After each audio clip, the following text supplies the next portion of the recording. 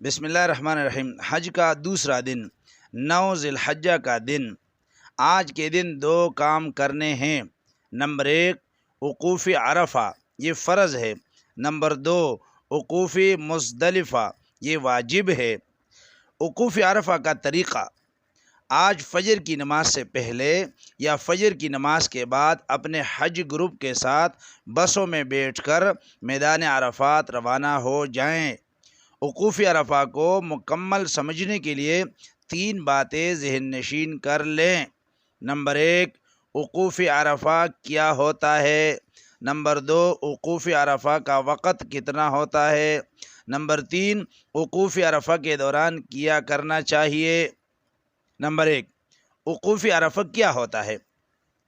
وقوف کا معنی ہے ٹھہرنا، اور عرفہ کا معنی میدان عرفات، لہذا وقوف عرفہ کا معنی ہے میدان عرفات میں جا کر ٹھہرنا۔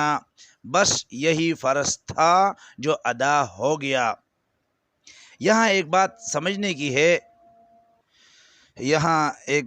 سمجھنی چاہیے کہ وقوف کا معنی ہے ٹھہرنا۔ یہی وجہ ہے کہ جتنے ہسپتال میں حاجی ہوتے ہیں اور وہ ایک ہی وقت میں اسٹریچر سمیت مریضوں کو لے جاتے ہیں، پھر فوراً واپس لے آتے ہیں، ان کا فرض ادا ہو جاتا ہے۔ اگر وہ زیادہ ہی مریض ہے تو وہ ہیلی کاپٹر پہ لے کر جاتے ہیں اور ایک خاص مقام پر ہیلی پیڈ پر اتارتے ہیں اور فوراً واپس لے جاتے ہیں۔ اس مریض کا فرض ادا ہو جاتا ہے، حتیٰ کہ بعض مریض بے ہوش بھی ہوتے ہیں، ان کا جو فرض تھا وہ ادا ہو گیا، اور واجب معذور ہونے کی وجہ سے ساقط ہو گیا۔ یعنی جو وجوب تھا اب یہ معذور ہے تو وہ وجوب ختم ہو گیا۔ نمبر 2 وقوف عرفہ کا وقت کتنا ہے۔ زوال سے لے کر سورج غروب ہونے تک میدان عرفات میں رہنا واجب ہے۔ نمبر 3 وقوف عرفہ میں کیا کرنا ہوتا ہے۔ آج 9 ذی الحجہ ہے، اور آج فجر کی نماز سے لے کر 13 ذی الحجہ کی عصر کی نماز کے بعد تک ہر مرد عورت پر ہر فرض نماز کے بعد 1 مرتبہ تکبیر تشریق پڑھنا واجب ہے۔ اللہ اکبر، اللہ اکبر، لا الہ الا اللہ، اللہ اکبر، اللہ اکبر وللہ الحمد۔ یہ کل 23 نمازیں ہو جائے گی، یعنی 9 ذی الحجہ کے فجر کی نماز سے لے کر 13 ذی الحجہ کی عصر کی نماز تک۔ عصر کی نماز کے بعد جب تکبیرات پڑھے تو بس یہ تقریباً 23 نمازیں پوری ہو جائے گی۔ دوسری بات یہ کہ اگر آج حج کے امام کے پیچھے نماز پڑھیں گے، یعنی مسجد نمرہ میں، تو ظہر کے وقت میں ظہر کی نماز پڑھیں گے، پھر اس کے فوراً بعد ظہر ہی کے وقت میں عصر کی نماز پڑھیں گے۔ یہ جمع تقدیم کہلاتی ہے۔ یہ صرف اور صرف میدان عرفات میں جائز ہے، لیکن آج کل حاجی حضرات کو بہت زیادہ رش ہونے کی وجہ سے اپنے اپنے خیموں میں باجماعت نماز پڑھ لینی چاہیے۔ اگر حاجی صاحب اپنے خیمے میں باجماعت نماز پڑھیں گے یا اکیلے نماز پڑھیں گے تو دونوں نماز، یعنی ظہر کی نماز ظہر کے وقت میں اور عصر کی نماز عصر کے وقت میں پڑھیں گے۔ تیسری بات یہ کہ اس کے علاوہ جو وقت بچے اس میں خوب توبہ استغفار کرے، دعائیں مانگے۔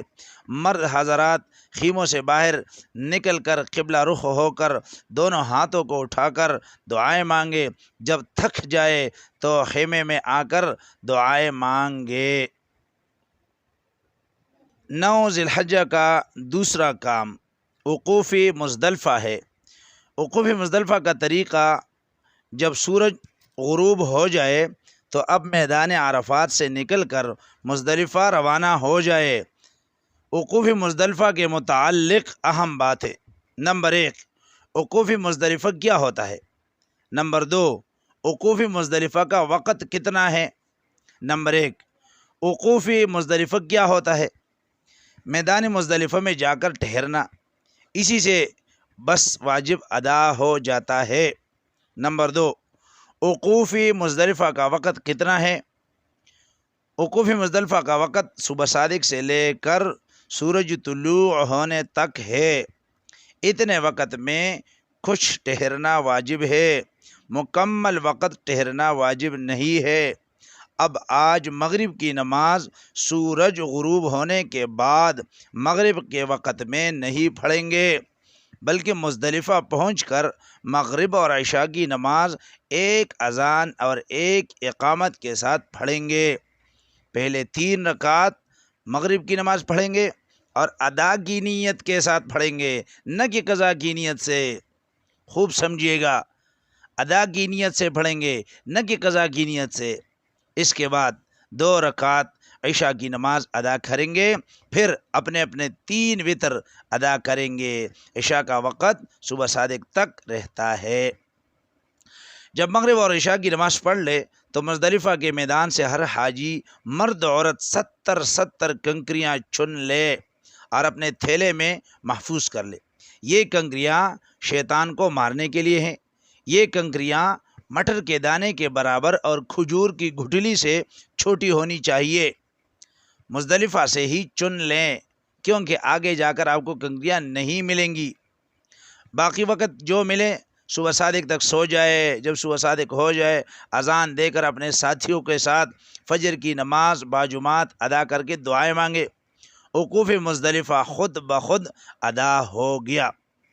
یہاں ایک بات قابل غور ہے، وہ یہ کہ جو بڑے بڑے گروپ والے ہوتے ہیں وہ یہ غلطی کرتے ہیں کہ رات کو چلے جاتے ہیں، اگلے دن کے کام کر لیتے ہیں۔ ان کا وقوف مزدلفہ نہیں ہوتا، ان سب پر ایک دم واجب ہو جاتا ہے، کیونکہ ابھی تک وقوف مزدلفہ کا وقت شروع ہی نہیں ہوا۔ وقت شروع ہوتا ہے صبح صادق سے، اور یہ وہاں سے پہلے ہی چلے گئے